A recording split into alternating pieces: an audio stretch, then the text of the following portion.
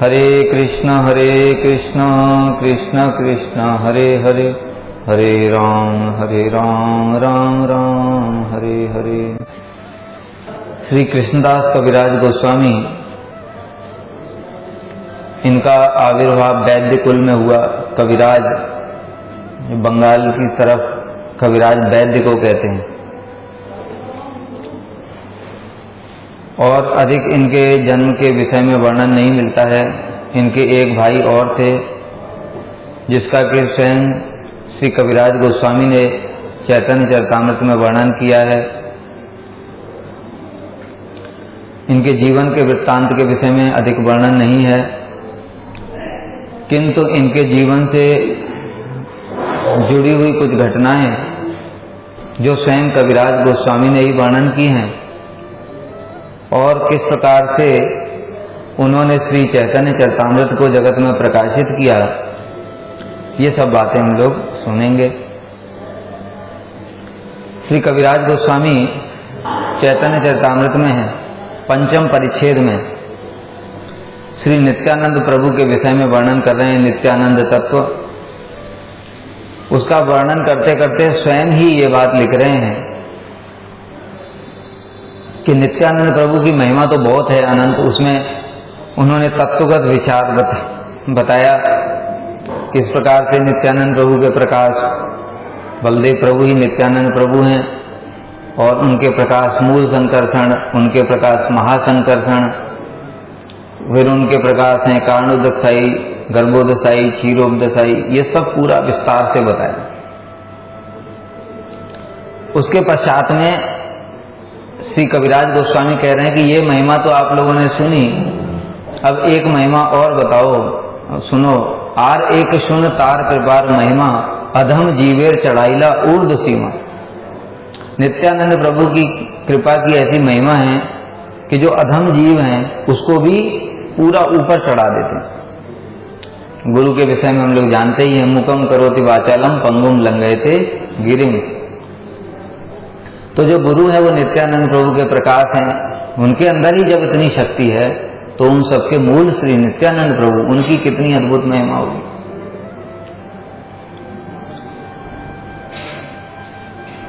वेद गुह्य कथा यही अयोग्य कहते, तथापि कहिए तार कृपा प्रकाशिते।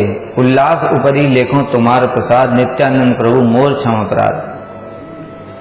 वेद भी जिस कथा को गोपन रखते हैं, अर्थात गुरु की कृपा किस प्रकार से होती है, इसको भी शास्त्रों में पूरा डायरेक्ट इस प्रकार से प्रकाशित नहीं किया गया, बड़े गोपनीय रूप में प्रकाशित किया जाता है।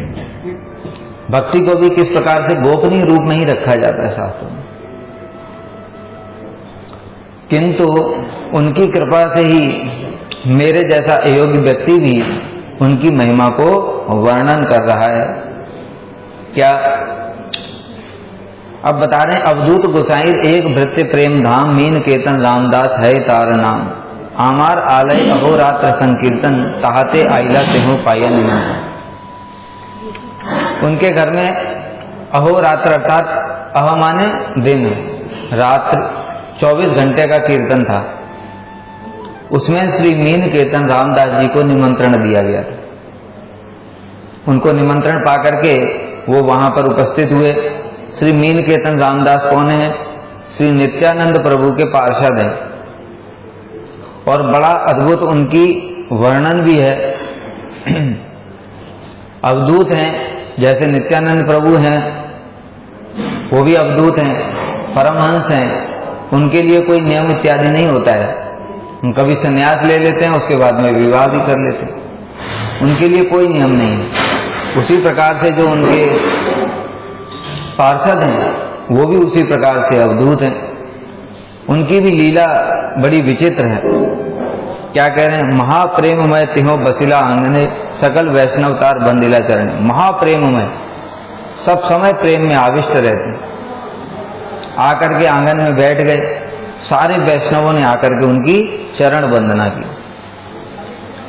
नमस्कार करते कार ऊपरेते चढ़े, प्रेम कार्य बंशी मारे कहा के चापड़े। अब जब उनको वैष्णव लोग नमस्कार कर रहे हैं तो किसी के ऊपर चढ़ जाते, और ऊपर चढ़ करके उसको थप्पड़ मारने लगे। उनके हाथ में एक बंसी थी, वो कभी उसे किसी को बंसी से मार देते। लेकिन विशेष बात क्या है कि वो जिसको थप्पड़ मारते थे और बंसी मारते थे उसको प्रेम प्राप्त हो जाता।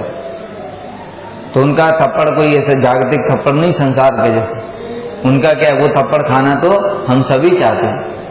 जैसे श्री अभिराम ठाकुर जी के पास में थी जय मंगल चाबुक, वो जय मंगल चाबुक से जिसको स्पर्श कर देते थे उसको प्रेम प्राप्त हो जाता। एक बार श्री श्रीनिवास आचार्य प्रभु बहुत छोटे थे, उस समय जय मंगल चाबुक से उन्होंने 2-3 बार उनको मार दिया और वो तो प्रेम में आविष्ट होकर के नेत्रों से निरंतर अश्रु धारा प्रवाहित हो रही है, भूमि में लोटपोट हा कृष्ण कहते। तो उनकी जो पत्नी थी वो कहने लगी, अरे इस बालक को तो छोड़ दो, कम से कम इस बालक को ऐसा मत करो, क्योंकि बालक और प्रेम के भावों को, विकारों को सहन नहीं कर पाएगा इस प्रकार से। तो इसी प्रकार से जो मीन कीर्तन रामदास भी थे, जिनके नेत्रों को देखने से ही जीवों के नेत्रों में स्वाभाविक रूप से अश्रु प्रवाहित होने लगते। महाभागवत का क्या लक्षण होता है, उनको दर्शन करते ही अपने आप मुख से कृष्ण नाम निकलने लगते। उसी प्रकार से यहाँ पर जो मीन कीर्तन रामदास जी हैं, उनको देखकर ही दूसरे जो भक्त लोग हैं उनके नेत्रों में अपने आप अश्रु प्रवाहित होने लगते, प्रेम का विकार। और मीन कीर्तन रामदास के नेत्रों में तो निरंतर अश्रु धारा प्रवाहित हो ही रही थी। कभी उनके अंग में पुलक होता था, कभी किसी अंग में स्तंभन होता था, कभी किसी में कंप हो रहा था। इस प्रकार से शरीर के अंगों में प्रेम के विकार दिखाई दे रहे थे। नित्यानंद कहकर के जब वे हुंकार करते थे तो लोगों में महान चमत्कार उत्पन्न हो जाता था, क्योंकि ऐसा अद्भुत उन्होंने हुंकार कभी दर्शन ही नहीं किया। इस प्रकार से बीच बीच में श्री मीन कीर्तन रामदास जी नित्यानंद कहकर के हुंकार भी करते थे। गुणाढ़ मिश्र नामे एक विप्रार श्रीमूर्ति निकटते हो करे सेवा का। जो कृष्णदास कविराज गोस्वामी थे, उनके घर में ही एक गुणाढ़ मिश्र नाम का ब्राह्मण था। वो ठाकुर जी की सेवा करता था विग्रहों। अंगने बसिया के हो ना कैले संभाल, कहा देखी क्रुद्ध भैया भले रामदास। रामदास जी आए हैं, उनको देखकर भी उन्होंने, जो गुणाढ़ मिश्र थे वो बैठे ही रहे, उनके साथ में बातचीत भी नहीं की, उनको प्रणाम भी नहीं किया। इस प्रकार से जब उन्होंने किया तो रामदास जी को क्रोध आ गया, क्रुद्ध भैया भले रामदास।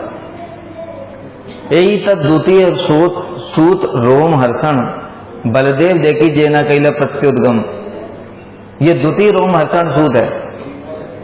जिस प्रकार से बलदेव प्रभु को देख करके रोम हर्षण सूत ने भी उनका सम्मान नहीं किया था, बैठा ही रहा, उसी प्रकार से ये भी है।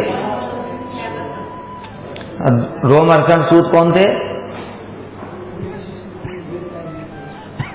वेद व्यास जी के शिष्य थे। वेद व्यास जी ने 4 वेद 4 शिष्यों को पढ़ाए, पैल, जैमिनी, वैशंपायन और सुमंतक। और पुराण पढ़ाए रोम हर्षण सूत को, और भागवत पढ़ाया श्री सुखदेव गोस्वामी को। ये सब व्यास जी के प्रधान शिष्य। तो जो रोम हर्षण सूत थे, जब वो पुराण पाठ कर रहे थे, उस समय श्री बलदेव प्रभु वहां पर उपस्थित हुए। सारे ऋषि मुनि जितने भी बड़े बड़े सम्मानी लोग हैं, सबने खड़े होकर के श्री बलदेव प्रभु का सम्मान किया, स्वागत किया, किंतु रोम हर्षण सूत बैठे ही रहे। तो बलदेव प्रभु ने क्रोध में आकर के उनका गला ही काट दिया। यह देख करके तो सभा में हाहाकार मच गया और सभी ऋषि मुनि कहने लगे तो बड़ा पाप हो गया। तो बलदेव प्रभु ने कहा, अच्छा ठीक है, तुम लोग चाहते तो मैं इसको जीवित कर दूं। उन्होंने कहा, हम लोग अब किससे कथा श्रवण करेंगे?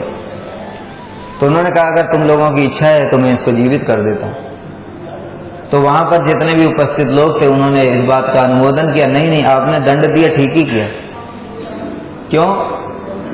क्योंकि जो महत् पुरुषों का सम्मान नहीं करता है वो दंड का भागी होता है।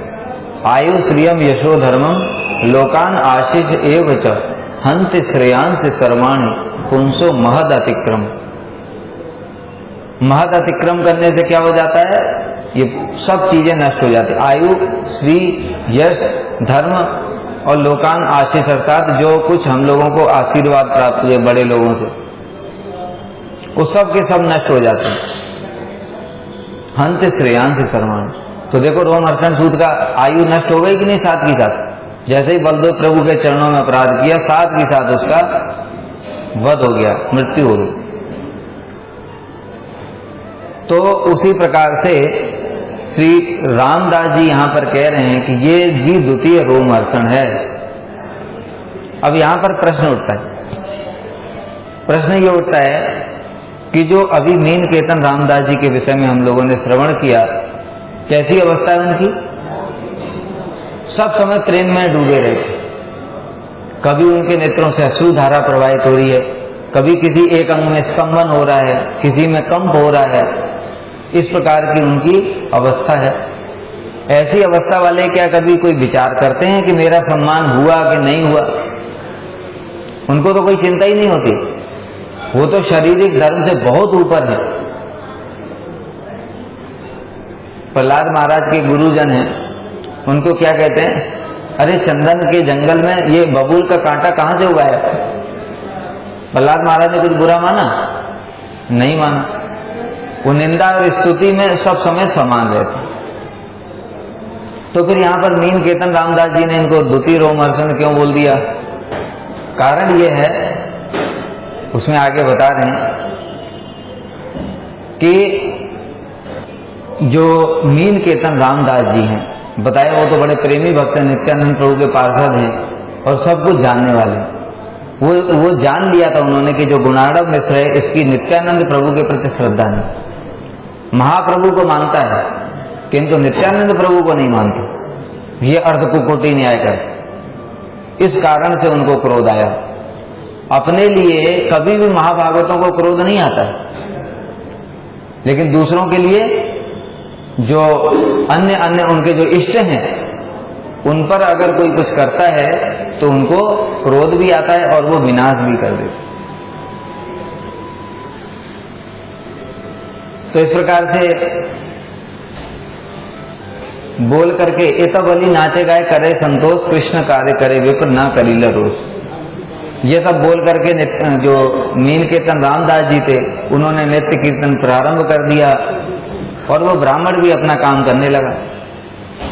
उत्सव अंत गेला तिहो करिया प्रसाद, मोर भ्राता सने तार किचु हैला विवाद।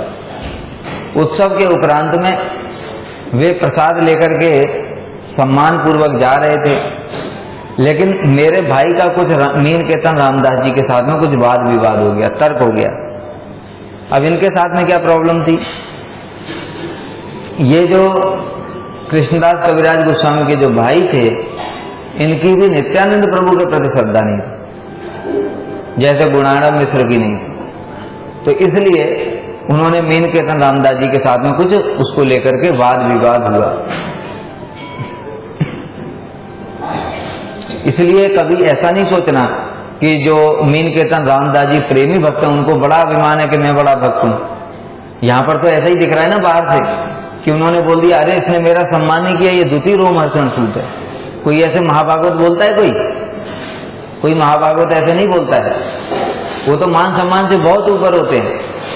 लेकिन यहां पर ये क्यों बोल रहे हैं? क्योंकि उनके जो इष्ट हैं, आराध्य हैं श्री नित्यानंद प्रभु, उनके प्रति इसकी गौरव बुद्धि नहीं है, भगवत बुद्धि नहीं। इसका चैतन्य प्रभु ते तार सुदृढ़ विश्वास, नित्यानंद प्रति तार विश्वास आभास। कविराज गोस्वामी के जो भाई हैं, उनकी चैतन्य महाप्रभु के प्रति सुदृढ़ विश्वास है, किंतु नित्यानंद प्रभु के प्रति विश्वास का आभास है, अभाव है। इसलिए कविराज गोस्वामी ने अपने भाई को बड़ा डांट फटकार लगाई। यह जानी रामदासे दुख भइला मन, तबे तब भ्राता रे आमी करीनु बत्सन। कविराज गोस्वामी कह रहे, ये जान करके कि मेरे भाई की नित्यानंद प्रभु के प्रति श्रद्धा नहीं है, मीन केतन रामदास जी ने उनका मन दुखी हो गया। और मैंने जब ये देखा, कविराज गोस्वामी ने, तो अपने भाई की बहुत भर्त्सना की कि तुम एक को मानते हो, दुई भाई एक तनु समान प्रकाश, नित्यानंद ना मान तुम्हारा है बे सर्वनाश। दोनों भाई दो शरीर हैं लेकिन एक ही आत्मा है। भगवान के द्वितीय प्रकाश है बलदेव प्रभु, उनको जो नहीं मानेगा उसका सर्वनाश हो जाएगा। एकेते विश्वास अन्य ना कर सम्मान, अर्ध कुकुटी न्याय तुम्हारा प्रमाण। एक में विश्वास करते हो, एक को नहीं मानते, ये तो अर्ध कुकुटी न्याय है। कि वह दोहा न मानिया हऊ तपाषण, एके मानी आरे ना मानी यही मत भंड। अब यहां पर बता रहे हैं कि जो दोनों को नहीं मानते वो पाषंडी हैं, और एक को मानते हो दूसरे को नहीं मानते, ये ढोंगी है। क्रुद्ध हैया बंसी भांगी चले रामदास, तत्काले आमार भ्राता हैल सर्वनाश। तो मीन केतन रामदास जी को क्रोध आ गया, उन्होंने अपनी बंसी को तोड़ दिया। तुम भी तोड़ोगे क्या? उन्होंने बंसी को तोड़ दिया, और तोड़ते ही जैसे ही उन्होंने तोड़ दिया चले गए, उसी क्षण मेरे भाई का सर्वनाश हो गया। यही तो कहिला तार सेवक प्रभाव, और एक कही तार दयार स्वभाव। अभी कविराज गोस्वामी कह रहे हैं ये तो मैंने उनके सेवक की महिमा बताई है अभी, तो सोचो नित्यानंद प्रभु की महिमा क्या होगी। अब बता रहे हैं कि अब नित्यानंद प्रभु की भी महिमा सुन लो।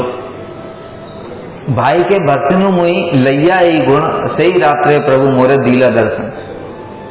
मेरा कोई गुण नहीं था, केवल मैंने मीन केतन रामदास जी का पक्ष लिया, और जो अपने भाई है उसकी भर्सना की, इसी से नित्यानंद प्रभु संतुष्ट हो गए, और उन्होंने संतुष्ट होकर मुझ पर कृपा की, कृपा करके मुझे दर्शन प्रदान किया।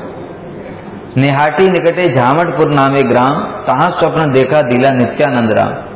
नेहाटी के पास झामटपुर ग्राम है, कटवा से ज्यादा दूर नहीं है, लेकिन गांव पड़ता है वो, वहां पर बहुत कम लोग जा पाते हैं, अपनी कार करके जाना पड़ता है, क्योंकि बहुत भीतर जाके गांव है। तो वहां पर मुझे स्वप्न में दर्शन दिया। कटवा से 2 कोस उत्तर दिशा में नेहाटी गांव के पास झामटपुर गांव, अभी भी वहां पर श्री महाप्रभु का विग्रह है, और वहां पर अभी भी महाप्रभु जो चैतन्य चरितामृत का वो श्री कविराज गोस्वामी द्वारा लिखित चैतन्य चरितामृत का वो है तालपत्र, हम लोग इस बार गए थे, दर्शन किया था। दंडवत हैया आमी पड़िनो पाएते, निज पाद पद्म प्रभु दिला मोरे माथे। उठ उठ बली मोरे बाले बार बार, उठी तार रूप देखी हैनु चमत्कार। जैसे नित्यानंद प्रभु को दर्शन देखा, मैंने दर्शन किया स्वप्न में, तो मैंने स्वप्न में ही उनको साष्टांग प्रणाम किया, और नित्यानंद प्रभु ने अपने दोनों चरण कमलों को मेरे माथे के ऊपर रख दिया, और उठो उठो बोली, और कहने लगे उठो उठो। मैं जब उठ करके उनके रूप को देखा तो चमत्कार, इतना सुंदर दिव्य रूप था। फिर उनके रूप का वर्णन कर रहे हैं, बड़ा सुंदर कंदर्प स्वरूप महामल्ल वीर जैसे दिखाई दे रहे थे, नेत्र कमल के समान थे, कानों में स्वर्ण के कुंडल और स्वर्ण से बने हुए अंगद और बाला पहने हुए थे, चरणों में नूपुर बज रहे थे, और उनके जो प्रभु बार बार कृष्ण कृष्ण कहते हुए गंभीर गंभीर भाषा बोल रहे थे, और उनके जो चारों ओर परिकर भी थे उनके सारे, कोई श्रृंगा बजा रहा था, कोई बंसी बजा रहा था, और कोई कृष्ण कृष्ण सभी कह रहे थे, कोई नाच रहा था, कोई गान कर रहा था, कोई सेवक तांबुल अर्पण कर रहा था, कोई चामर डुला रहा था। इस प्रकार से नित्यानंद प्रभु अपने पार्षदों के साथ में श्री कविराज गोस्वामी को दर्शन दिया। नित्यानंद स्वरूपेर देखिया वैभव, किबा रूप गुण लीला अलौकिक सब, आनंदे विह्वल आमी किछु नहीं जानी, तबे हाथी प्रभु मोरे कहिलेन वाणी। नित्यानंद प्रभु को दर्शन करके मैं तो प्रेम में विह्वल हो गया, कुछ बोल ही नहीं पाया। तभी प्रभु नित्यानंद प्रभु मुझे देख करके हंसने लगे और कहने लगे, आरे आरे कृष्णदास ना करह भय, वृंदावने जहां तहां सर्व लभ्य है। अरे अरे कृष्णदास सुनो, बिल्कुल डरने की जरूरत नहीं है, तुम अभी यहाँ से वृंदावन चले जाओ, और वृंदावन में जाकर के तुमको जो कुछ है सब कुछ मिल जाए। इस प्रकार से श्री नित्यानंद प्रभु ने वहां उनको आदेश दिया। एता बलि प्रेरिला मोले हाथ सान दिया, अंतर्धान कैला प्रभु निज गण लैया। मूर्छित हैया मुनि पड़ी नु भूमि ते, स्वप्न भंग हैला देखी हैया छे प्रभाते। की देखनु की सुनिनु करिए विचार, प्रभु आज्ञा हैला वृंदावन जाएगा। इतना कहकर के प्रभु ने अपने हाथों से स्पर्श किया और मुझे प्रेरणा प्रदान की और पार्षदों सहित अंतर्धान हो। मैं मूर्छित होकर के भूमि पर गिर पड़ा और उसके बाद मैंने देखा स्वप्न टूटा, देखा सुबेरा हो गया और वो सब स्मरण करके मैंने समझ गया कि प्रभु की आज्ञा है कि वृंदावन जाओ। इसलिए वहां से मैं सही क्षणे वृंदावन करीनु गमन, प्रभु कृपा से सुखे आईनु वृंदावन। उनकी कृपा से मैं वृंदावन आ गया। अब कह रहे हैं जय जय नित्यानंद नित्यानंद राम, जहां कृपाते पाइनु वृंदावन धाम। जय जय नित्यानंद जय कृपामय, जहां आईते पाइनु रूप सनातन आश्रय। जहां आईते पाइनु रघुनाथ महाशय, जहां आईते पाइनु श्री स्वरूप आश्रय। सनातन कृपाए पाइनु भक्तिर सिद्धांत, श्री रूप कृपाए पाइनु भक्ति रस प्रांत। अब श्री नित्यानंद प्रभु की महिमा को कीर्तन करते हुए कविराज गोस्वामी कह रहे हैं कि देखो नित्यानंद प्रभु की कृपा से मुझे क्या प्राप्त हुआ। वहां से वृंदावन आ गए। वृंदावन में आकर के सबसे पहले रूप सनातन की कृपा हुई, फिर उसके पश्चात में श्री रघुनाथ दास गोस्वामी की कृपा हुई। उनकी कृपा से ही श्री स्वरूप दामोदर गोस्वामी की कृपा प्राप्त हुई। अब ये बताओ, स्वरूप दामोदर गोस्वामी तो वृंदावन में है ही नहीं, उनकी कृपा कैसे प्राप्त हुई? यहाँ पर कविराज गोस्वामी कह रहे हैं जय जय नित्यानंद जय कृपामय, जहां हिते पाइनु रूप सनातन आश्रय। जहां हिते पाइनु श्री स्वरूप आश्रय, जहां हिते पाइनु रघुनाथ महाशय, जहां हिते पाइनु श्री स्वरूप आश्रय। तो कविराज गोस्वामी कह रहे हैं कि स्वरूप दामोदर गोस्वामी की कृपा प्राप्त हुई, लेकिन वृंदावन में तो स्वरूप दामोदर है ही नहीं, उनसे तो मिलन ही नहीं हुआ, वो तो पुरी में अप्रकट हो गए थे। तो फिर कहां से कृपा प्राप्त होगी? देखो कृपा क्या होती है। हमको श्रील प्रभुपाद की कृपा प्राप्त हुई है कि नहीं हुई है? कैसे प्राप्त हुई? हमने तो प्रभुपाद को कभी देखा ही नहीं, गुरु जी के माध्यम से प्राप्त हुई ना।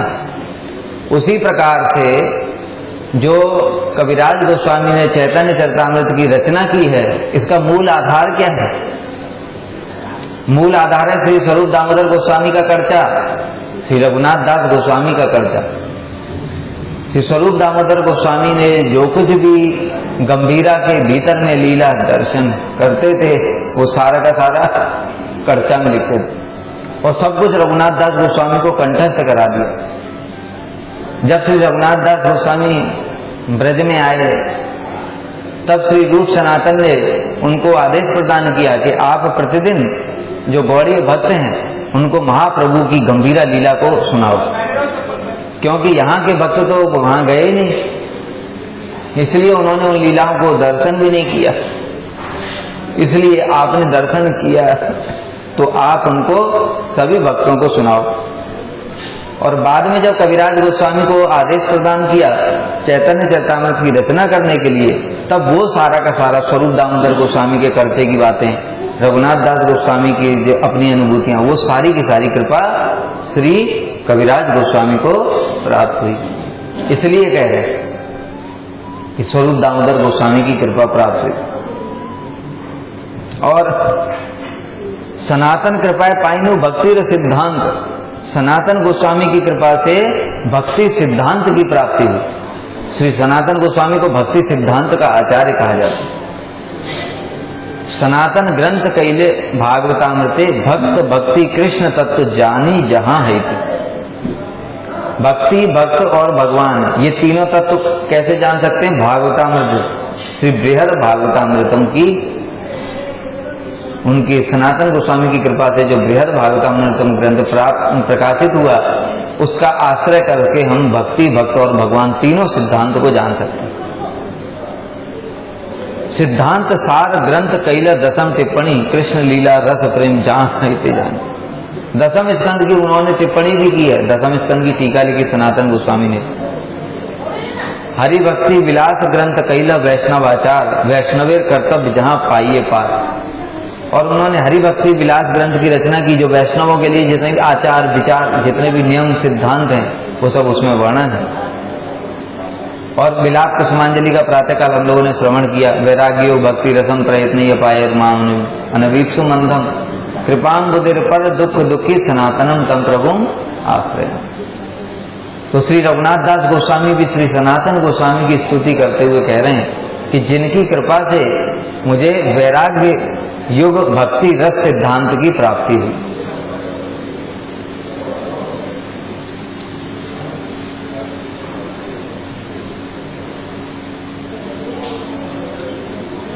तो श्री कविराज गोस्वामी ने पहले बताया, रूप गोस्वामी, सनातन गोस्वामी और जीव गोस्वामी, यही तीन गुरु आर रघुनाथ दास यहाँ सवार चरण बंदो जान मुई दास, कि ये तीन तो मेरे गुरु हैं, शिक्षा गुरु। और इसके अतिरिक्त एक कौन है?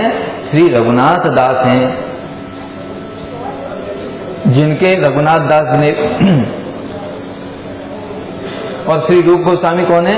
रूप गोसाई कैला रस रसामृत सिंधुसार कृष्ण भक्ति रसे जहां पाइये विस्तार। उज्जवल नीलमणि ग्रंथ नाम ग्रंथ आर राधा कृष्ण लीला रस कहाँ पाइये पार। और जो भक्ति रस के जो आचार्य हैं वो हैं श्री रूप गोस्वामी। अब इस प्रकार से नित्यानंद प्रभु की महिमा वर्णन करने के बाद में कविराज गोस्वामी फिर अपनी दीनता प्रकाशित कर रहे हैं।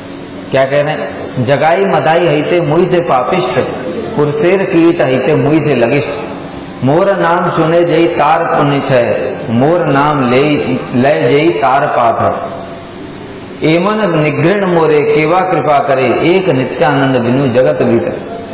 क्या प्रसंग चल रहा है कि पहले तो मीन कीर्तन रामदास जो उनके शिष्य हैं उनकी महिमा बताई कि उनके पार्षदों की ऐसी महिमा है।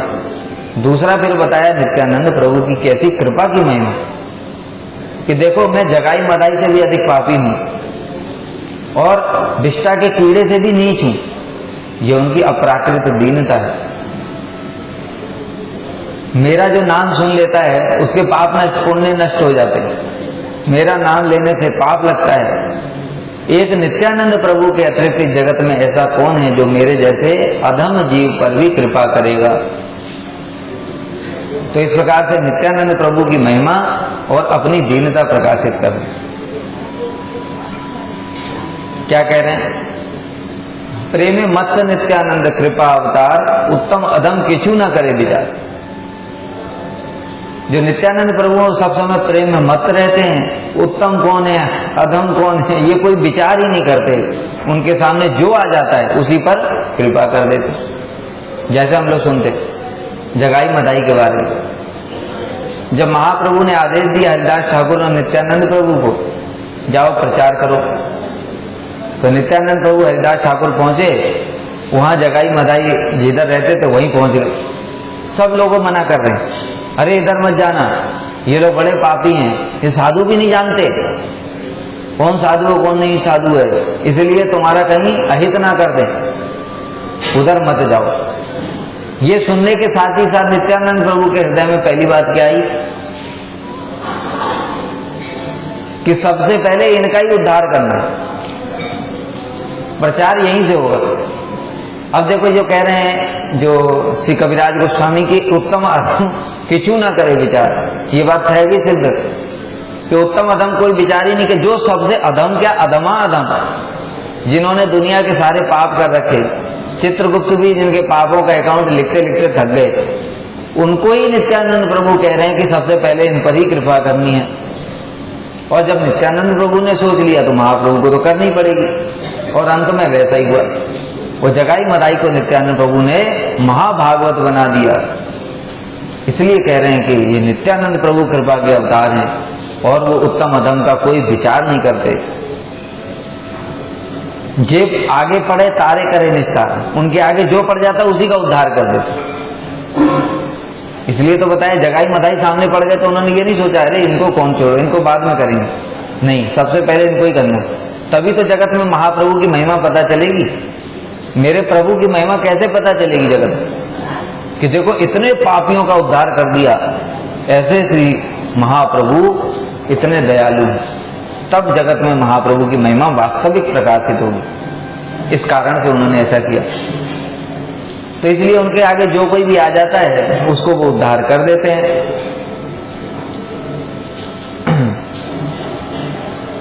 अतएव निस्सारिला मोहेन दुराचार, इसीलिए मेरे जैसे दुराचारी का भी उन्होंने उद्धार कर दिया। मोह पापिष्टे आनिलेन श्री वृंदावन, मोहेन अरमे दिला श्री रूप चरण। मुझ जैसे पापी को भी वो वृंदावन ले आए और रूप और सनातन के चरण प्रदान कर दिए। अब एक बात और कह रहे हैं, नित्यानंद प्रभु की कृपा से रूप गोस्वामी, सनातन गोस्वामी, जीव गोस्वामी, रघुनाथ दास गोस्वामी सबकी कृपा प्राप्त हुई। अब एक कृपा और प्राप्त हुई नित्यानंद प्रभु की कृपा से, क्या है? श्री मदन गोपाल श्री गोविंद दर्शन कई बार योग्य नहीं, ये सब दर्शन कि मदन मोहन और गोविंद के दर्शन हुए मुझे, ये भी नित्यानंद प्रभु की कृपा से प्राप्त हुआ। ये सब वृत्तांत कहने लायक नहीं है, लेकिन फिर भी क्यों कह रहे हैं? क्यों कह रहे हैं? क्योंकि उसके बिना नित्यानंद प्रभु की महिमा का प्रकाश पूर्ण रूप से नहीं होता है। इसलिए अगर वो मन में सोच रहे हैं कि अगर मैं उनकी महिमा नहीं बताऊंगा, ये सब बातें नहीं बताऊंगा, तो पता कैसे चलेगा जगत के जीवों को कि नित्यानंद प्रभु की क्या महिमा है? इसलिए कह रहे हैं वृंदावन पुरंदर श्री मदन गोपाल रास विलासी साक्षात ब्रजेंद्र गोपाल।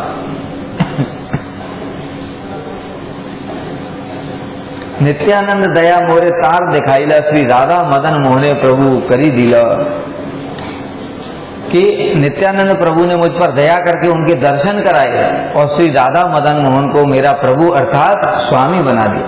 दर्शन कराए जैसे हमारे दर्शन होते हैं ऐसे नहीं, साक्षात रूप में उनको मनमत जो कृष्ण के लिए बताया गया, वो साक्षात मनमत रूप में उनको दर्शन हुए। और उसके बाद में फिर मदन मोहन जी के दर्शन हुए, गोविंद जी के दर्शन हुए। उसके बाद में फिर उन्होंने किस प्रकार से चैतन्य चरितामृत की रचना की। सभी भक्तों ने उनको आदेश प्रदान किया कि आप चैतन्य चरितामृत की रचना करो। चैतन्य चरितामृत की रचना करने के पहले श्री कविराज गोस्वामी लिख रहे हैं, सही ग्रंथ लिखाए मोरे मदन मोहन, हमार लिखन जे न सुकेर पठन, सही लिखी मदन गोपाल मोरे जे लिखाए, काष्ठेर पुतली जेन कुहके नचाए। पहली बात तो हमने सब बताई दी, किस प्रकार से श्री कविराज गोस्वामी को सारे गोस्वामी ने आशीर्वाद प्रदान किया। और जब उनको आशीर्वाद प्राप्त हो गया, उसके बाद में सभी भक्त लोग मदन मोहन जी के मंदिर में गए। और मदन मोहन जी के मंदिर में जब गए तो देखा कि वहां पर मदन मोहन जी की जो प्रसादी माला है वो स्वतः ही अपने आप गिर गई। वो जो माला है भक्तों ने, फिर वो पुजारी ने वो ला करके श्री कविराज गोस्वामी को पहना दी। तब ये कविराज गोस्वामी लिख रहे हैं कि देखो मैं कुछ नहीं लिख रहा हूं, यही ग्रंथ मोए लिखा है मदन मोहन, कि ये जो ग्रंथ है वो मदन मोहन जी मुझे लिखा रहे हैं। मेरा लिखना तो ऐसा ही है जैसे कि सुकेर पठन, जैसे तोता होता है उसको जो सिखा दिया वही बोलता है, इसके अलावा और कुछ नहीं बोल सकता। उसी प्रकार से मदन मोहन जी मेरे हृदय में जो प्रेरणा देते हैं वही मैं लिखता हूं। काष्ठेर पुतली जैन को हके न चाहिए। और दूसरा उदाहरण दिया, एक तो तोते का, दूसरा उदाहरण दी काठ की पुतली। जो काठ की पुतली होती है उसको जो नचाने वाला जिधर जिधर जैसे जैसे डोर खींचता है उसी प्रकार से वो नाचती है। उसी प्रकार से मैं भी मदन मोहन जी की इच्छा से ये लिख रहा हूं। अब बता रहे हैं और क्या क्या है। चैतन्य लीला रत्नसार स्वरूपेर भंडार, तेहो थुईला रघुनाथेर कंठे, कहाँ किचु जे सुनीलू कहाँ इहा विस्तारी लूं, भक्त गड़े दिलू यही भेटे। अब कविराज गोस्वामी कह रहे हैं कि ये चैतन्य लीला है जो रत्न का सार है, और उसमें से भी जो ये स्वरूप गोस्वामी, स्वरूप दामोदर गोस्वामी, उनका ये भंडार है। क्यों? क्योंकि भीतर में जो कुछ भी लीलाएं होती थी उनके भंडारी कौन थे? स्वरूप दामोदर गोस्वामी। भंडारी जिसके पास सारे खजाने की चाबी होती है। भीतर में दो ही लोग रहते थे, श्री रामानंद राय और श्री स्वरूप दामोदर। तो सारी की सारी लीलाओं के भंडारी है स्वरूप दामोदर। वो स्वरूप दामोदर ने कुछ कुछ जो लीलाएं हैं वो अपने कर्चा में लिख करके रघुनाथ दास गोस्वामी को याद करा दी सूत्र में। और उसके पास में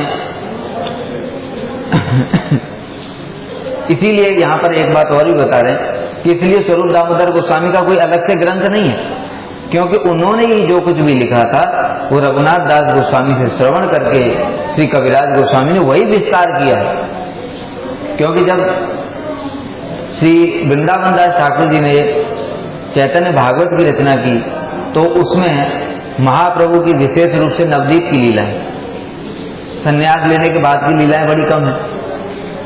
और श्री वृंदावन दास ठाकुर जी के जो इष्ट हैं श्री नित्यानंद प्रभु, बीच बीच में जब उनकी कथा बोलने लगते हैं, वर्णन करना प्रारंभ कर देते तो उसमें आविष्ट हो जाते हैं।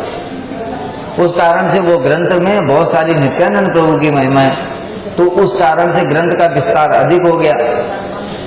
जब विस्तार अधिक हो गया तो फिर उन्होंने और जो महाप्रभु की संन्यास के बाद की लीला है उनका विशेष रूप में वर्णन नहीं किया। इसलिए श्री कविराज गोस्वामी को सब भक्तों ने ये आदेश प्रदान किया, जो रूप गोस्वामी सनातन गोस्वामी, कि महाप्रभु की जो गंभीरा लीला और संन्यास के पश्चात की जो लीलाएं हैं उनको आप विस्तार से वर्णन करो। वही कह रहे हैं भक्तगणे दिलू यही भेंटे, कि ये मैं भेंट भक्तों को प्रदान कर रहा हूं जो कि स्वरूप दामोदर गोस्वामी और रघुनाथ दास गोस्वामी के कर्चाओं का निष्कर्ष है।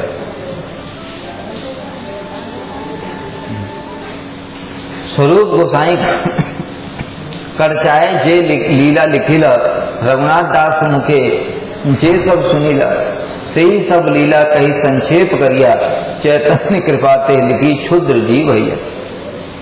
जो कुछ स्वरूप दामोदर गोस्वामी ने जो कुछ लिखा था श्री रघुनाथ दास गोस्वामी के मुख से वही सुन करके मैं संक्षेप में ये सब बातों का विस्तार कर रहा हूं, जैसे कि चैतन्य महाप्रभु की कृपा से मेरे जैसा अदम जीव भी इनका वर्णन करने में समर्थ हो रहा है। अब फिर से अपनी दीनता प्रकाशित कर रहे हैं। और एक विशेष बात और है कि किस प्रकार से ये मदन मोहन जी की कृपा से ग्रंथ लिखा जा रहा है, किस प्रकार से महाप्रभु की कृपा से लिखा जा रहा है, ये बात वर्णन कर रहे हैं। कह रहे हैं देखो, शेष लीलार सूत्रगण कैने किचु विवरण यहाँ विस्तारित चित्त है, ठाके यदि आयु शेष विस्तारी व लीला शेष यदि महाप्रभुर कृपा है। ये जो चैतन्य चरितामृत है पूर्ण रूप से महाप्रभु की कृपा से प्रकाशित है, इस बात को यहाँ पर कविराज गोस्वामी ने लिखा है।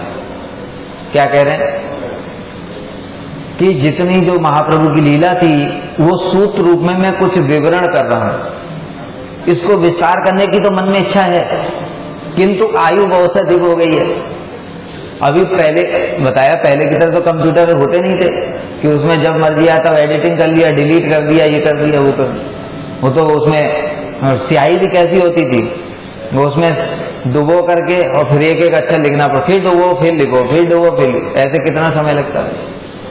तो इसलिए उनके मन में भय है कि कहीं ऐसा ना हो कि बीच में मेरा शरीर छूट जाए और ये लीला अधूरी की अधूरी रहे। इसलिए कविराज गोस्वामी कह रहे हैं कि ये सारी लीला मैं सूत्र रूप में वर्णन कर रहा हूं, अगर आयु शेष रही तो फिर विस्तार से भी वर्णन कर दूं, यदि महाप्रभु की कृपा और आशीर्वाद हुआ तो। आमी वृद्ध जरा तुर लिखते कांपे कर, मने किचु स्मरण ना है, न देखिए नैने न सुनिए श्रवणे, तबु लिखी यही बड़ा विस्मय। अब देखो कविराज गोस्वामी उनकी दीनता भी है और साथ में जो मदन मोहन जी, नित्यानंद प्रभु, महाप्रभु सबकी कृपा भी है। ये जो दो लाइन है इसमें वो सारी चीजें एक साथ प्रकाशित किया। ये तो उनका कवित्व का देखो क्या अद्भुत महिमा है। क्या कह रहे हैं, मैं वृद्ध जरा तो बूढ़ा हूं, और बुढ़ापे में क्या होता है, कमर झुक जाती है, आंखों से दिखाई नहीं देता है, कानों से सुनाई नहीं पड़ता है, हाथ लिखते हुए कांपने लगते हैं। देखा साइन करते हैं तो बूढ़े लोग साइन करते हैं तो हाथ कांपता है, ठीक से साइन भी नहीं हो। तो वही बात कविराज गोस्वामी कह रहे हैं कि लिखते हुए मेरे हाथ भी कांप रहे हैं। और दूसरी तीसरी चीज और क्या होती है, वृद्धावस्था में कुछ चीज भी याद नहीं आती, जो सुना था पुरानी बातें सब भूल जाता है। कहते वो मन में कुछ स्मरण भी नहीं आता क्या हुआ था क्या नहीं हुआ था। तब वो लिखी यही बड़ा विस्मय, लेकिन फिर भी लिख रहा हूं ये बड़े आश्चर्य की था। यानी कहना क्या चाहते हैं इस बात को समझना पड़ेगा। क्या कहना चाहते हैं कि जो मदन मोहन जी मुझको लिखवा रहे हैं, मैं उनकी आज्ञा से उनकी इच्छा से इसको लिखने में समर्थ हूं। मेरा अपना कोई भी सामर्थ्य नहीं है, क्योंकि जिसने ये ग्रंथ पढ़ा है वो पढ़कर ही समझ सकता है कि ये जो श्रीमद् भागवत है उसका भी ये सार है। श्रीमद् भागवत क्या व्यास जी ने खुद लिखा क्या अपने ऐसे कलम से? नहीं, वो समाधि भाषा है।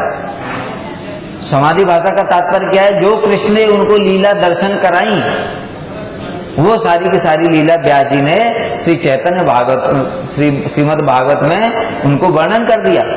वो समाधि भाषा है, अपने बुद्धि से ऐसे सोच सोच करके कुछ लिखा नहीं है। ये विशेष बात है। उसी प्रकार से यहाँ पर भी ये बात जो कह रहे हैं कि मन में कुछ याद ही नहीं रहता है, आंखों से दिखता नहीं है, फिर भी लिख रहा हूं, ये बड़ा चमत्कार है। क्योंकि जैसे व्यास जी की वो समाधि भाषा भागवत है, उसी प्रकार से श्री कविराज गोस्वामी की भी ये समाधि भाषा में श्री चैतन्य चरितामृत कह भी रहे। आमी लिखी यह मिथ्या करी अनुमान, हमारा शरीर काष्ठ पुतली समान। देखो मैं लिख रहा हूं इस प्रकार से मिथ्या अभिमान नहीं करना। मेरा शरीर तो काठ की पुतली के समान है। वृद्ध जरासुर आमी अंध बधिर, हस्त हाले मनोबुद्धि नहे मोरे स्थिर। मन बुद्धि स्थिर नहीं है मेरे, हाथ कांपता है, आंखों से दिखाई नहीं देता, कान से सुनाई नहीं पड़ता। नाना रोगग्रस्त चलिते बसते ना पारी, पंच रोग पीड़ा व्याकुल रात्रि दिने मरी। अनेक रोगों से ग्रस्त शरीर है, चल फिर भी नहीं पाता हूं, और 5 रोगों से पीड़ित भी हूं, रात्रि दिन रात पीड़ित होकर के मर रहा हूं। पूर्वे श्रद्धे यह करियाची निवेदन, तथापि लिखिए सुन यहार कारण। पहले यहां पर मैंने बताया भी था, लेकिन फिर से बता रहा हूं। क्या? श्री गोविंद, श्री चैतन्य, श्री नित्यानंद, श्री अद्वैत, श्री भक्त आर, श्री श्रोत्र बिंद, श्री स्वरूप, श्री रूप, श्री सनातन, श्री रघुनाथ दास, श्री गुरु, श्री जीव चरण। यहाँ सवार चरण कृपाए लिखाए हमारे, आर एक हैं तेहो अति कृपा करे। अब बता रहे मैं कैसे लिख रहा हूं, ये संभव कैसे हो रहा है। पहले बताया श्री अद्वैताचार्य, श्री महाप्रभु, श्री नित्यानंद प्रभु, उसके बाद रूप गोस्वामी, सनातन गोस्वामी, जीव गोस्वामी, रघुनाथ दास गोस्वामी, इन सबका नाम लेकर के बताने के बाद फिर कह रहे हैं आर एक है, लेकिन एक और है जिनकी कृपा से ये सब लिखा जा रहा है। कौन? श्री मदन गोपाल मोर लिखाए आज्ञा करी, कहते न जुआए तबु रहते न पारी। कि मदन गोपाल जी ने मुझे ये आज्ञा करी है और उनकी कृपा से मैं लिख रहा हूं। कहने की इच्छा नहीं है, लेकिन फिर भी कह भी रहा हूं, क्योंकि बिना कहे रहा भी नहीं जा रहा है। क्योंकि उनकी कृपा से, जैसे जिन्होंने हमारे ऊपर कृपा की, अगर उनकी महिमा नहीं बताते तो हमको क्या होता है? अकृतज्ञता का दोष लगता है, जो कि उपकार को नहीं मानते। कृतज्ञता कहते न जो न कहले है मोर कृतज्ञता दोष, दम्भ करी बलि श्रोता न करी है रोष। अगर मैं नहीं कहूंगा तो मुझे कृतज्ञता का दोष लगेगा। और इस बात को मैं ये जो वर्णन कर रहा हूं तो श्रोतागण मुझे क्षमा करें, ये ना सोचे कि मैं अहंकार में ऐसा लिख रहा हूं, मेरे ऊपर मदन मोहन जी की कृपा है। ऐसा नहीं है, केवल मात्र कृतज्ञता प्रकाशित करने के लिए कि मदन मोहन जी की कृपा से ही ये सब कुछ प्रकाशित हुआ। तुमा सवार चरण धूली करीनु वंदन, ताते चैतन्य लीला हीला जे किचु लिखन। आप सबकी जो ऊपर नाम बताए उन सबकी कृपा से उनके चरणों की धूली की मैं वंदना करता हूं, क्योंकि उन सबकी कृपा से ही मैं ये लिखने में समर्थ हुआ हूं। इस प्रकार से श्री कविराज गोस्वामी ने ये चैतन्य चरितामृत प्रकाशित किया, और चैतन्य चरितामृत की महिमा स्वयं श्रील प्रभुपाद भक्ति सिद्धांत सरस्वती ठाकुर उन्होंने अनेक बार बताया कि दुनिया के जितने भी भक्ति ग्रंथ हैं, अगर किसी कारण से लुप्त हो गए और एकमात्र अगर हमारे पास चैतन्य चरितामृत है तो उससे गौड़ीय वैष्णवों का काम हो जाएगा। क्यों? इसमें सब कुछ है। देखो श्री चैतन्य महाप्रभु उनका क्या विचार है? आराध्यो भगवान ब्रजेश तनय तद्धाम वृंदावन रम्या प्राचित उपासना ब्रजबडू ब्रदु वर्गेण या कल्पता। श्री चैतन्य महाप्रभु मतम इदम तत्रादरो क्या श्रीमद् भागवतम पुराणम अमलम प्रमाणम अमलम प्रेमा कुमर्तो महान। श्री चैतन्य महाप्रभु मतम इदम तत्रादरो न पद कि महाप्रभु का मत क्या है? आराध्यो भगवान ब्रजेश तनय, ब्रजेश तनय कृष्ण का ही आराधना करनी है। तद्धाम वृंदावन, उनके धाम में रह करके उनके धाम की भी उपासना करनी। और किस भाव से उपासना करनी है? क्योंकि जो कृष्ण की उपासना है वो भी 5 रस में होती है। इसलिए रम्या काचित उपासना ब्रजबधु वर्गेण या कल्पता, जो ब्रजबधुओं ने जिस भाव से उपासना की थी वही सर्वोत्तम। और श्रीमद् भागवतम प्रमाणम अमलम, महाप्रभु कह रहे हैं श्रीमद् भागवत ही अमल प्रमाण। अब ये जो चैतन्य चरितामृत है ये श्रीमद् भागवत का भी सार है। क्यों? इसमें देखो सारा का सारा, इसमें कृष्ण तत्व है, इसमें नित्यानंद तत्व है, इसमें अद्वैत तत्व है, इसमें सारे शक्ति तत्व, शक्ति सब कुछ है। तत्वगत विचार सारा है, संबंध अविधेय प्रयोजन, भागवत में सब कुछ है, किंतु इस प्रकार से विभाजित नहीं है, विभाग नहीं किए गए उसके। लेकिन कविराज गोस्वामी ने वो सारे के सारे उनको विभाग में डिवाइड कर दिए। उसके पश्चात में फिर पंच रत्न, जैसे श्रीमद् भागवत में रास पंचाध्यायी, वो पंच रत्न है 5 अध्याय, वो भागवत का भी सार है। उसी प्रकार से श्री चैतन्य चरितामृत में क्या वर्णन किया गया? श्री रूप शिक्षा, श्री सनातन शिक्षा, श्री जगन्नाथ रथ यात्रा प्रसंग, श्री सार्वभौम उद्धार और श्री राय रामानंद संवाद। इसमें देखो भागवत का भी सार क्यों होता है? क्योंकि भागवत में गोपियों की महिमा तो वर्णन की गई, किंतु उन गोपियों में भी राधा जी सर्वश्रेष्ठ हैं, उसके लिए तो 1-2 श्लोक ही बता दिए बस, अनया राधितो नूनम भगवान हरिधीश्वर। लेकिन हम लोग श्रवण करते हैं चैतन्य चरितामृत में क्या अद्भुत राधा जी की महिमा। पहले तो ये तत्व में जहां विचार किया गया वहीं पर बहुत कुछ है। उसके बाद राय रामानंद संवाद में किस प्रकार से श्री चैतन्य महाप्रभु पूछ रहे हैं उनको साध्य साधन का निर्णय करके बताओ, तो रामानंद राय जी ने कहां से प्रारंभ किया? वर्णाश्रम धर्म से प्रारंभ किया। इस प्रकार से भागवत में तो ऐसा वर्णन नहीं है, वर्णन है उसमें तो बताया नहीं गया कि जो ध्रुव महाराज हैं वो प्रधानीभूता भक्ति के अंतर्गत कर्म मिश्रा है, बताया नहीं बताया। किंतु हमारे गोस्वामियों ने विशेष रूप से उन सब भक्ति की सारी बातों को विभाजित करके बताया। तो बता रहे कहां से? वर्णाश्रम धर्म से प्रारंभ करके और कैसे कैसे धीरे धीरे फिर रस विचार में आए, और रस विचार में फिर गोपियों की महिमा, और उसमें भी राधा जी की महिमा। जब रामानंद राय से पूछ रहे महाप्रभु कि वात्सल्य रस के आगे मधुर रस बताओ, मधुर रस बताया उन्होंने, और उसके बाद में कहा कि जो रास लीला है ये सर्वोत्तम लीला है। तो उसके ऊपर भी कुछ है क्या? गोपियों की महिमा सर्वोत्तम है। तो महाप्रभु बड़े आनंदित हुए, फिर पूछ ले इससे भी कुछ है क्या ऊपर? तो इससे भी ऊपर है, कहते हैं कि राधा जी की महिमा इससे भी श्रेष्ठ है, क्योंकि समस्त गोपियों को छोड़ करके कृष्ण राधा जी को एकांत में लेकर के चले। जब ये बात बोली रामानंद राय ने, तो महाप्रभु कह रहे हैं कैसे कैसे सारे तत्वों को प्रकाशित किया, ऐसे ऐसे भागवत में कहाँ है? इसलिए कह रहे हैं भागवत का भी सार।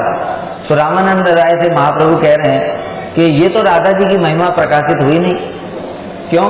क्योंकि ऐसा प्रतीत हो रहा है कृष्ण अन्य गोपियों की भी अपेक्षा रखते हैं, इसलिए उनको छुप करके सबके सामने लेकर के नहीं गए, छुप करके उनको लेकर के गए। इससे तो महिमा प्रकाशित नहीं हो रही। हम किसी दूसरे से कोई काम छुप करके कर रहे हैं, इसका मतलब क्या है? हम मन में हमारे है कि कहीं ये हमको बुरा ना समझे, कहीं इसकी हमारे पर दोष दृष्टि ना हो जाए, यानी उसकी अपेक्षा रखते हैं। इस प्रकार से। तो रामानंद राय जी ने क्या बोला कि सुनो इसके आगे फिर राधा जी की महिमा, कि जब बासंती रास हुआ गोवर्धन में, उस समय समस्त गोपियों के सामने ही कंसारी रपि संसार वासना बद्ध संकलाम राधाम आदाय हृदय तत्याज ब्रज सुंदरी, कि सारी गोपियों के सामने ही सामने कृष्ण राधा जी को, जब राधा जी ने वो रास को परित्याग कर दिया तो कंसारी यानी कि जो कृष्ण है उन्होंने भी उसी समय राधा जी को हृदय में धारण करके वो रास को परित्याग कर सबके सामने। इसलिए राधा जी की महिमा है। और इसके ऊपर भी उन्होंने इतना सारी बातें बताई जो कि श्रीमद् भागवत में भी वर्णन नहीं है। तो इस प्रकार से जो चैतन्य चरितामृत है वो अत्यंत अत्यंत गौड़ी संप्रदाय का विशेष ग्रंथ है, जिसमें सारे के सारे गोस्वामियों के भी जो तत्व सिद्धांत भक्ति रस सबका वर्णन किया। और विशेष रूप से महाप्रभु की जो लीला, जो महाप्रभु ने जिन राधा जी के भावों का आस्वादन किया, ये कहीं अन्य इस प्रकार से वर्णन नहीं है। एक समय स्वयं श्री राधा जी ने कैसे कविराज गोस्वामी को प्रमाणित किया है, ये विशेष बात है कि श्री विश्वनाथ चक्रवर्ती ठाकुर एक समय जब काम गायत्री में 24 अक्षर होते हैं, ये श्री कविराज गोस्वामी ने चैतन्य चरितामृत में वर्णन किया। तो श्री विश्वनाथ चक्रवर्ती ठाकुर इसको समझ नहीं पा रहे कि कैसे ये 24 अक्षर होते हैं। जब वो काउंट करते हैं संस्कृत के हिसाब से तो या तो 24 बैठते हैं या 25 बैठते, 24.5 होते नहीं। तो इसलिए उन्होंने सोच लिया कि अगर ये मंत्र का ही मैं अक्षरों का ही निरूपण नहीं कर पा रहा तो मेरे हृदय में वो जो तत्व है वो कैसे प्रकाशित होंगे। इसलिए मैं राधा कुंड के तट पर जाकर के प्राण त्याग दूंगा। तो श्री राधा रानी स्वयं उन्होंने स्वप्न आदेश दिया और कहा, हे विश्वनाथ, हे हरिवल्लभ, तुम उठो। कृष्णदास कविराज ने जो लिखा है वह सत्य है, वे मेरी नर्म सहचरी हैं, वे मेरी सखी हैं, मेरे अनुग्रह से वे मेरे हृदय की सारी बातों को जानती हैं, उनकी बातों में संदेह मत करो। और फिर राधा जी ने स्वयं ही बताया कि एक संस्कृत ग्रंथ है वर्णागम भास्वत, उस ग्रंथ को पढ़ो, उसमें वर्णन है जिस या के बाद वी आता है तो वो या जो है वो आधा हो जाता है। काम देवाय विद्महे, या के बाद वी आया ना, तो या के बाद जब वी आता है तो या आधा हो जाता है। इसलिए हमको देखने में तो या पूरा लग रहा है और वी भी पूरा लग रहा है, लेकिन वो या आधा हो गया। इसलिए ये 24.5 अक्षर होते हैं। इस प्रकार से स्वयं राधा जी ने कविराज गोस्वामी के लिए कहा है कि वो मेरी नर्म सखी हैं। इसलिए उनके जो बातें हैं, वचन हैं चैतन्य चरितामृत में, उसमें संदेह की कोई गुंजाइश ही नहीं है। बोलो श्री कविराज गोस्वामी की जय।